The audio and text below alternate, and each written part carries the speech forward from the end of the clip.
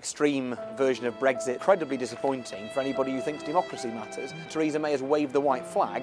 So this is a theft of democracy. Extreme version of Brexit, attack on our economy. Extreme version of Brexit. I want a first referendum on a deal we know nothing about yet. They say they want us to be in the single market. We will vote against anything that cuts the people out of this process. Right.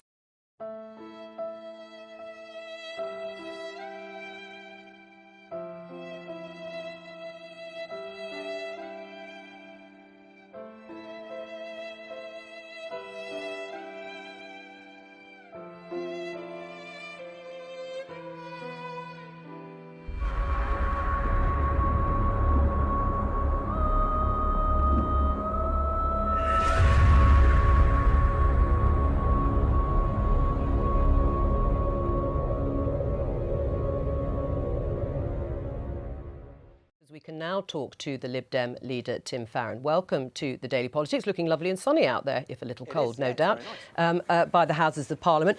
So, these are all your worst fears come true, Tim Farron. We're leaving the single market. We are leaving, if not totally, the customs union. It's the end of that kind of relationship with the EU. Yeah, it seems to be the extreme version of Brexit that Theresa May was briefing in advance of this speech.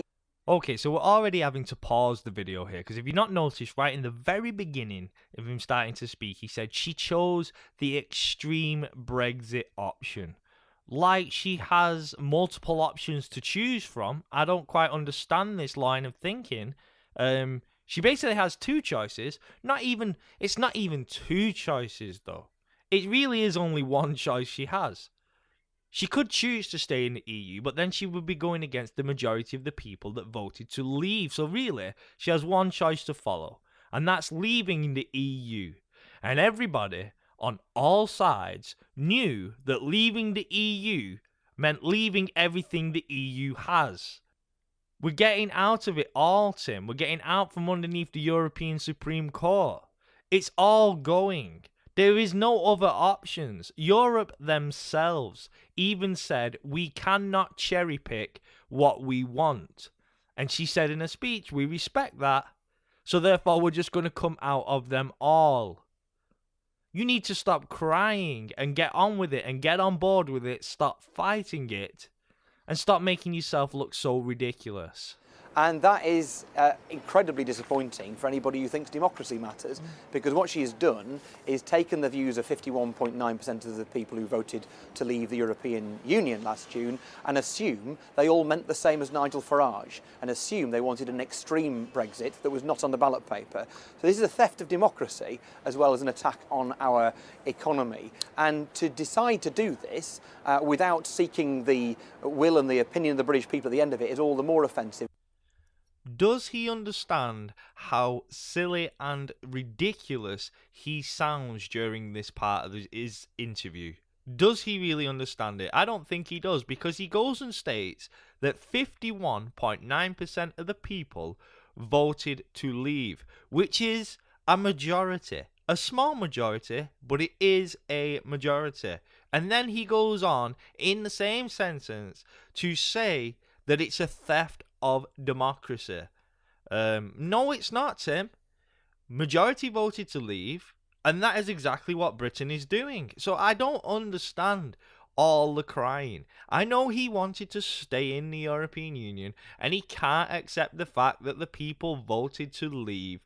So they have to come up with some nonsense like, oh, we wanted to stay half in and half out. We didn't fully understand what Brexit meant. And no, complete and utter rubbish. They voted to leave. It was a simple question with two simple answers. And the majority voted to leave. And that's exactly what Theresa May said in her speech. We have to get out of everything that involves the European Union.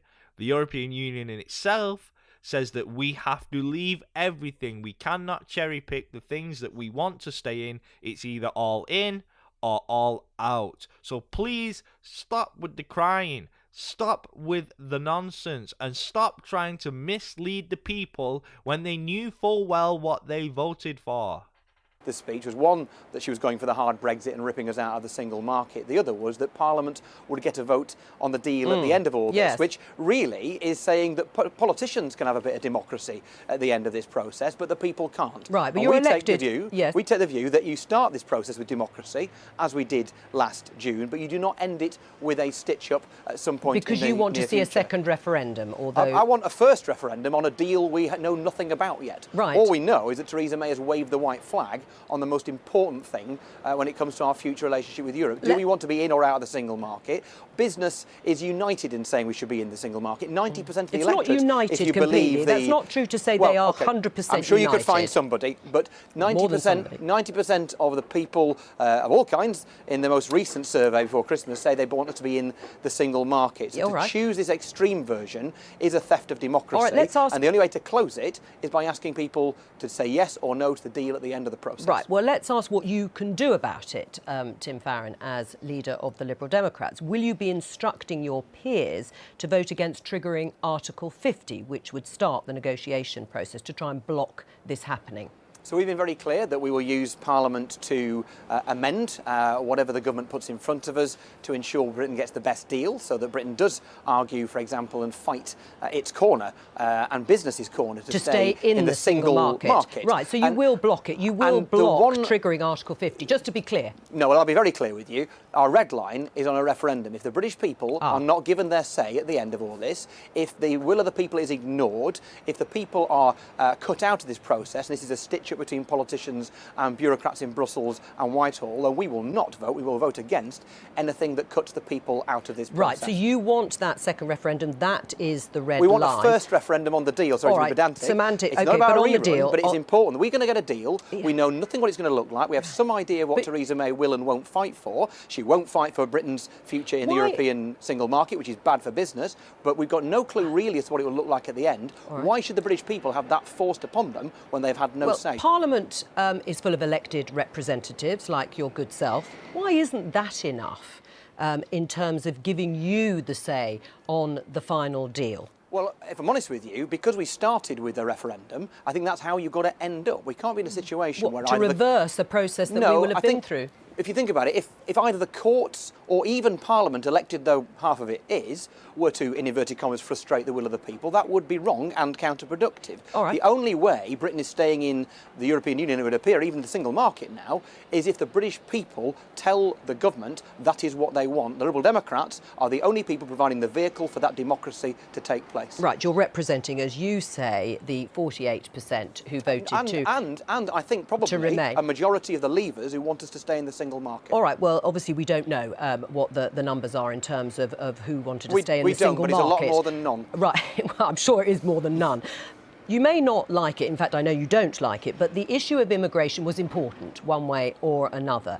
And do you not accept Theresa May is responding in some way to what many people felt was a need to take back some control of immigration and open borders?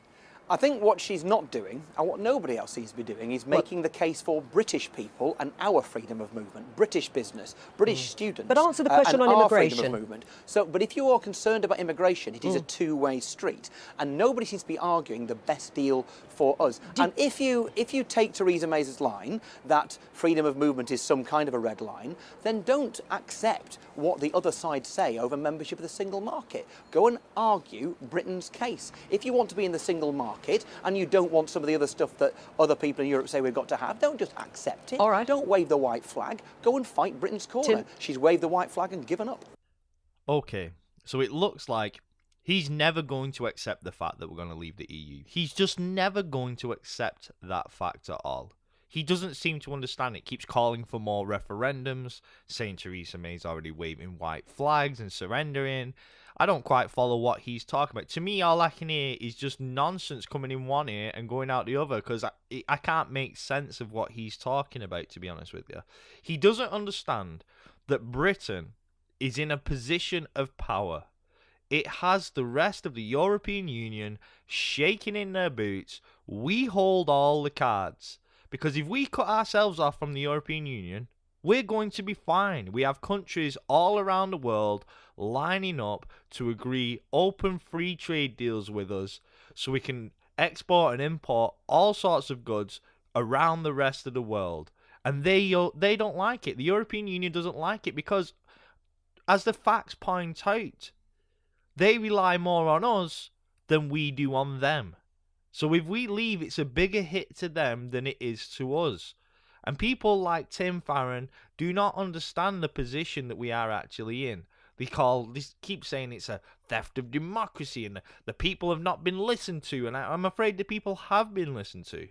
The majority voted to leave. We don't need any more referendums at all. We do not need any more. Why should the people vote on what deal gets made? She said Parliament can vote on the deals. Once they've agreed a deal with the European Union, she will give it up in front of Parliament, so then Parliament can vote on whether we should go forward with that deal or have no deal. So that then the Parliament is elected by the people, so they're there representing the people on our behalf, making that decision, which is what democracy is, which is how our country has functioned for centuries. So I don't understand the call for the other referendum. We already had a referendum. The government voted to give us a referendum. So they sat in Parliament and they said, we agree to give the people the power to make the decision on whether we're going to leave the European Union or stay in the European Union. We had the vote. The majority of the people said, we want to leave. So then we, the people, handed the power back to the government to say, we've made our choice. Now make it happen. And that's what the government's gone and done. It's going to get us out, it's going to agree a deal, and then it's up to Parliament to accept that deal or not. And Theresa May has made it very, very clear, if we can't come to an agreement, if Parliament can't accept a deal, no deal is better than a rubbish deal. And a rubbish deal, I'm afraid, Tim, is being half in, half out, still beholden to the European powers. That's a rubbish deal. We want to make our own choices, our own decisions. We want to go where we want to go. We want to choose industries that we want to choose. We want to push different sectors of the country, boost up our economy how we feel best it should be boosted. We don't need to listen to anybody else in Europe because I don't know if you've noticed, if you look over there in the continent right now, it is a mess. It is disintegrating everywhere. The Eurozone countries are absolutely crumbling. Greece is on its knees and has been for a long time. Spain and Portugal went down on their knees and got bailed out. Ireland went down on its knees and got bailed out. Italy's economy is crumbling. Its banks are on the verge of collapse. The European project is a failure. It is going to die out very soon. And I'm glad we got out when we're going to get out. And I hope Theresa May sticks to her guns, does the right things, does exactly what she said she's going to do in the speech, pulls us out the European Union regardless of what the rest of those European Union leaders want us to do. We're going to do our own thing. We're going to become a global leader in trade, like she said, because we have been for a very long time, or we used to be, one of the biggest global traders on the planet. And she wants to get us back there. She wants to get us back on the world stage without having to listen to what these other European countries want us to do. So I'm sorry, Tim, you can stop your crying, get on board, or go and move to France.